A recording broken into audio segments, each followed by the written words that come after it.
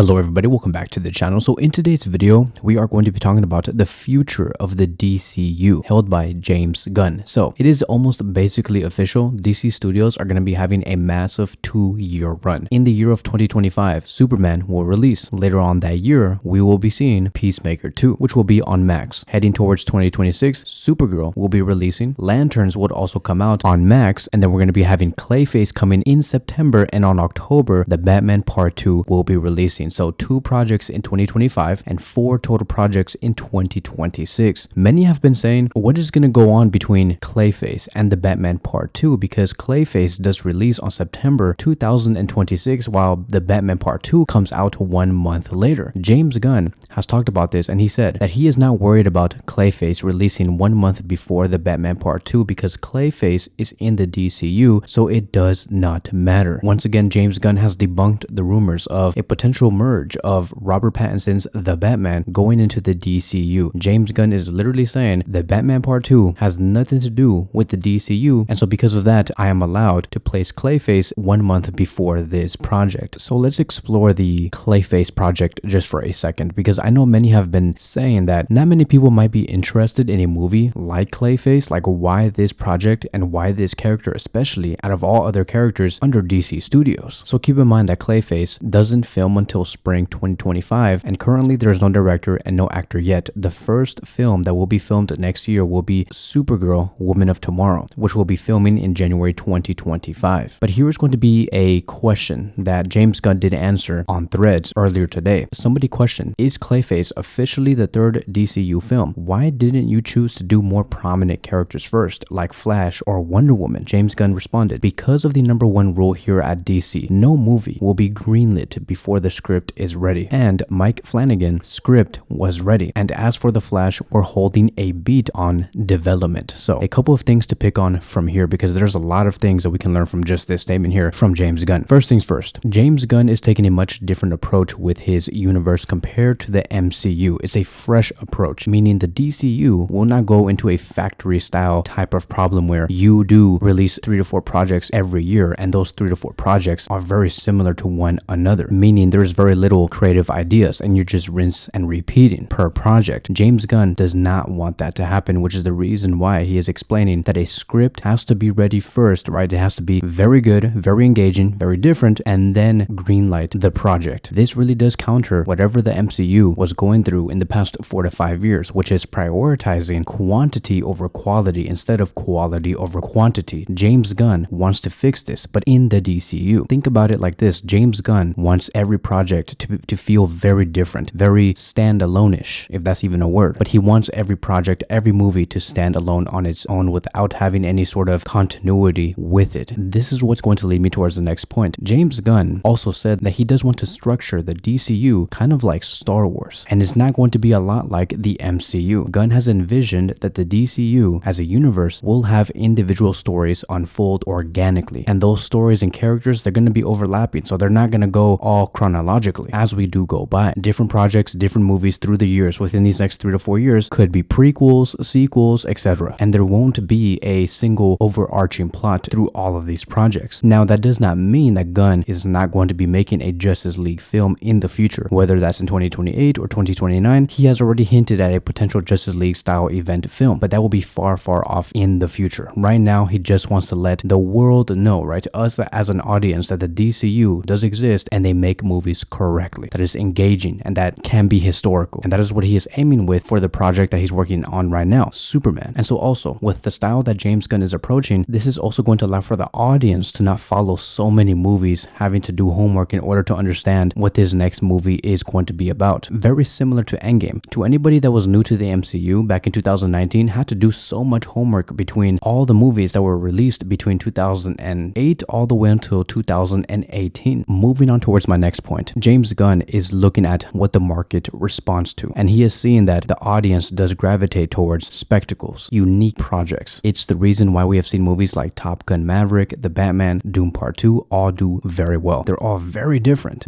topics, different characters, even with Oppenheimer, for example, but they all end up being a massive success. People love those movies, and James Gunn wants to bring that type of quality to the DCU. So what does this say about ClayFace? So James Gunn has just approved Mike Flanagan's project, which is a win for all DC fans, because if you know who Mike Flanagan is, he's a winner, and he's a winner when it comes to horror work. I mean, he did The Haunting of Hill House, Midnight Mass, etc. All that were critically acclaimed, which I believe would lead towards a very good movie when it comes to ClayFace, a great crime horror type of film that's going to be highly anticipated by all of us. Now there's always going to be those problems, right? Which is very understandable, but some people might say that there's zero interest for ClayFace because it needs to have the Batman inside those movies. I mean, like, look at what happened with Kraven the Hunter, Madam Web, Morbius. None of those movies had Spider-Man, and that is why they have been unable to be successful and continue that universe that Sony was building, which is very true. That could happen, but that could also go the other way. The Penguin, for example, was a great show. Yes, I understand that the Batman did appear before that, but the Penguin was a special show, not because we were trying to wait for a Batman cameo or something like that, but because the story made us always think what's going to be next. For a second there, I don't know if you guys have noticed, but through the series, we did detach ourselves from the Batman. Anything Batman related, we forgot because we wanted to know what's going to happen with the Penguin, what's going to happen with the mom, what's going to happen with Vic. They were doing their homework, and that is why the series was amazing. And it so happens that for that series, it did have a cherry on top, which was those brief cameos that was going on, and especially the last one where we saw the Batman signal in the sky. And so for ClayFace, I believe that they're going to nail it. The story is going to be amazing, and their cherry on top, if that is what we are going to call it, is going to be, I believe, the definitive look of what the Batman in the DCU is going to look like. I believe that he will be making an appearance. Like, who is it going to be? How is his costume going to look like? What is he going to sound like? It's what's going to allow for the undecisive people to actually check the film out. You combine a good story for ClayFace, and you combine the potential appearance of the Batman, because once again, this is the DCU, and yes, there is going to be a future Batman film under James Gunn. You do have a winner project here, and keep in mind that ClayFace is also going to have a very low budget of around $60 million to $70 million. So it's going to be amazing to see. I don't believe that ClayFace is the wrong approach to take. The execution is what really does matter. Moving on from that, James Gunn has also basically confirmed that the Flash project is in development. He did say that it is holding a beat on development, which basically means that the Flash script is like 15 to 20% complete. It's nothing like super critical that they have to complete within the next 4 to 5 weeks. Don't expect any movie release time for the Flash between 2025 and 2026, and maybe there is a chance that maybe, right, the Flash could release under the DCU at the end of 2027, and if not 2028, but there is a chance for 2027. I believe that James Gunn wants to give the people a break, right, for us to get over with whatever happened with the Flash back in 2023, to avoid any confusion, to let the IP breathe, because there was some damage that was made during the Flash project. And so you may be wondering, like, why does it seem like James Gunn is working on so many projects right now? I mean, like, we're talking about the Flash, we're talking about a Teen Titan movie, we're talking about the Batman, the Brave and the Bold, we're talking about Superman, Peacemaker, so many projects, right? Why does it seem like there are so many projects going on and that is currently in development? Well, that is because it is. James Gunn is preparing for a potential big announcement next year, and that announcement is going to be an announcement where we're going to get to see what the future does hold for the DCU, like what the next 4 to 5 years is going to look like. What are the plans? The last time James Gunn did this was about a year and a half ago, and I believe that we are going to get a massive update next year during Comic-Con. He could not make it in this year's Comic-Con back in the summer of 2024 because he was busy filming Superman, but he is for sure going to be there for the summer of 2025, and to hopefully potentially tell us that yes, there are other projects that are coming very soon, like the Batman, the Brave and the Bold, the Flash, Wonder Woman, ClayFace. It's going to be very, very exciting. We also do have some other news about Creature Commandos. Creature Commandos has its season renewed. There is going to be a season 2, which is freaking amazing. This is not going to be the only show that will be getting a season 2. It's also going to be Peacemaker season 2, but the fact that Creature Commandos already has a green light to get the season 2, it's amazing, right? Because I think that it deserves it. For those of you guys who have not watched the show yet, I'm going to be very brief on why this show is making it to a season 2, because I don't want to spoil anything for you guys. Creature Commandos is a show that's obviously mature, right? It's not for children. It's for sure for us. James Gunn really cares about his fans, and he knows his fans. But yeah,